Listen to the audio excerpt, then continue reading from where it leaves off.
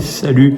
J'ai regardé le match avec mes amis à l'aérodrome de La Baule et pour avoir un petit peu de lumière et un petit peu de calme, je me suis mis dans une salle de réunion, ce qui explique ce décor absolument merveilleux, luxuriant et panaché.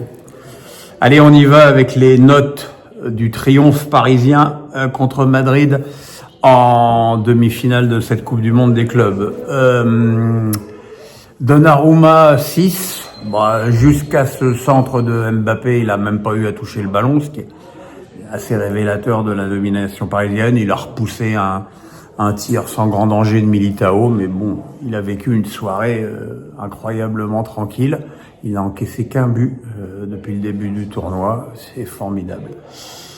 Hakimi 8, alors lui, il banalise l'extraordinaire, hein. C'est invraisemblable de tout ce qu'il arrive à faire. Il provoque le troisième but de Ruiz, il est à l'origine du but de Ramos avec sa passe pour Barcola. Défensivement, il n'a connu aucun souci face au fantôme de Vinicius. Vous savez que j'aime pas parler de ça, mais quand on parle de Ballon d'Or, on peut aussi quand même parler de lui, hein. Marquinhos 8. Alors un match presque facile pour Marquis parce que voilà, il n'a pas eu beaucoup de duels à disputer, quelques duels face à Vinicius quand celui-ci se rapprochait un peu de l'axe, mais rien de bien extraordinaire. Très efficace de la tête, une relance propre et rapide, un match impeccable.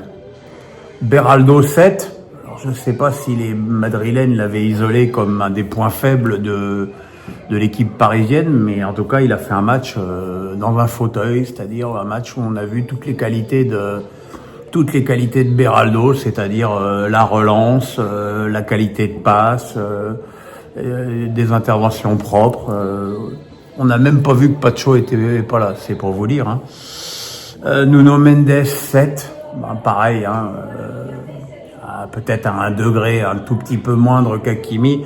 Enfin, quelle saison exceptionnelle du latéral portugais qui a pas mal punché sur son côté gauche et qui n'a connu en plus aucun souci sur le plan défensif. Et on notera d'ailleurs un très très bon retour défensif sur Vinicius.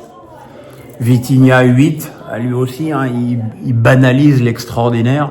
C'est incroyable ce qu'il arrive à faire en termes d'intensité, de récupération de ballon, de qualité de relance, de passe, de dribble, de dégagement. C'est un récital à chaque fois et c'est aujourd'hui probablement le meilleur joueur en Europe à son poste. João Neves 6, peut-être un petit peu en dessous de ses deux compères du milieu. Mais bon, toujours travailleur, toujours beaucoup d'abnégation. Il a été averti pour une faute en première période, mais enfin, ça reste quand même une prestation plus que correcte. Fabien Ruiz 9.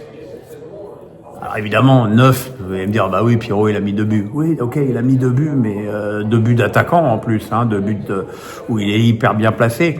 Mais son placement, le Paris Saint-Germain en a profité tout le match. Alors, contrairement à d'ordinaire, il a plus joué un petit peu sur le côté droit dans ce match. C'était certainement un choix tactique de Luis Enrique. Et voilà, il a toujours été là pour récupérer le petit ballon, faire la bonne passe, compenser, accélérer, relancer, écarter le jeu. Ça a été lui aussi un récital du début à la fin et encore évidemment agrémenté par un doublé.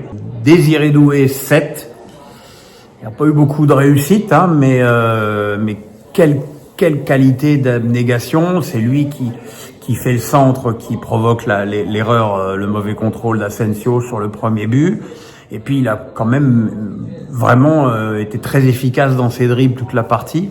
Ça a été, c'est quand même un gamin qui commence quand même à avoir des qualités extrêmement sérieuses et surtout un rendement physique très très étonnant parce que son travail défensif n'a pas été à négliger non plus.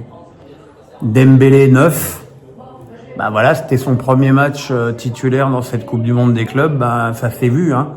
C'est lui qui va piquer le ballon à Asensio sur le premier but. C'est lui qui le pique directement à Rudiger sur le deuxième. C'est lui qui combine merveilleusement sur le côté droit avec Hakimi sur le troisième. Voilà, ça a été un récital du début à la fin, pendant l'heure de jeu qu'il a passé sur le terrain. Kvaratskhelia 6. Alors beaucoup d'activités comme toujours, beaucoup de replis défensifs extraordinaires, mais finalement pas tant de réussite que ça dans ses actions offensives, ses dribbles et ses frappes. Il a beaucoup tenté, visiblement il avait très envie de marquer dans ce match, mais bon, ça reste quand même une performance d'une qualité tout à fait étonnante. Et puis il a été remplacé par Barcola, qui a les remplaçants, donc Barcola déjà, qui l'a remplacé à une demi-heure de la fin et qui a apporté son punch avec évidemment les situations de contre qui se font au PSG. Et puis encore une fois, il a été décisif dans ce match avec cette passe décisive sur Gonzalo Ramos qui a quand même marqué aussi, même s'il avait eu déjà 2 occasions auparavant. Bon, la rentrée de Zaïre Emery a été plus neutre et puis celle de Kang In Lee trop courte pour être notée. Voilà pour les notes. On se retrouve tout de suite pour le débrief.